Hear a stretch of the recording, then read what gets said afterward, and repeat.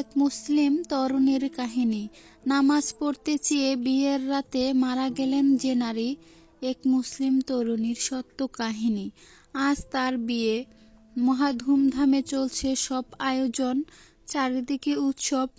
মাগরিব নামাজের পর তাকে মেকআপ দেয়া হলো, সুন্দর সাদা বিয়ের পোশাক পরানো হলো। এই করতে করতে এশার আজান হলো। তখন তার মনে পড়ল তার অজু নষ্ট হয়ে গেছে। সে তার মাকে বিষয়টা জানালো।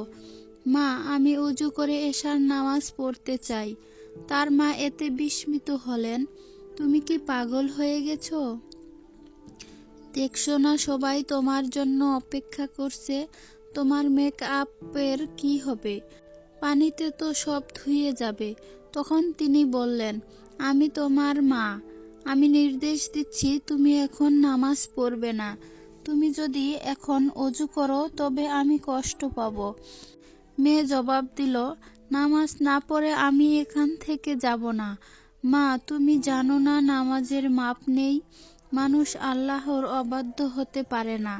তার মা জবাব দিলেন, মেকআপ ছাড়া তোমাকে দেখলে মেহমানরা তোমাকে নিয়ে কি বলবে? তাদের চোখে তোমাকে কি সুন্দর লাগবে? তোমাকে দেখে তখন তারা কৌতুক করবে। মেয়ে তখন বলল, মা, তুমি কি এই নিয়ে চিন্তা করো যে আমি সৃষ্টির দৃষ্টিতে সুন্দর কিনা? আমার স্রষ্টা নিয়ে কি ভাবো? আর আমি ভাবছি, আমি যদি আমার নামাজ বাদ দেই তবে তার দৃষ্টিতে আমি সুন্দর হব না। মেয়েটি তখন তার অজু করতে শুরু করলো। তার সব মেকআপ মুছে গেল, কিন্তু সে ওসবের কিছুই পরোয়া করল না। তারপর নামাজ শুরু করলো। যথারীতি নামাজ আদায় করতে লাগলো, কিন্তু তখনও জানতো না এটাই তার শেষ নামাজ।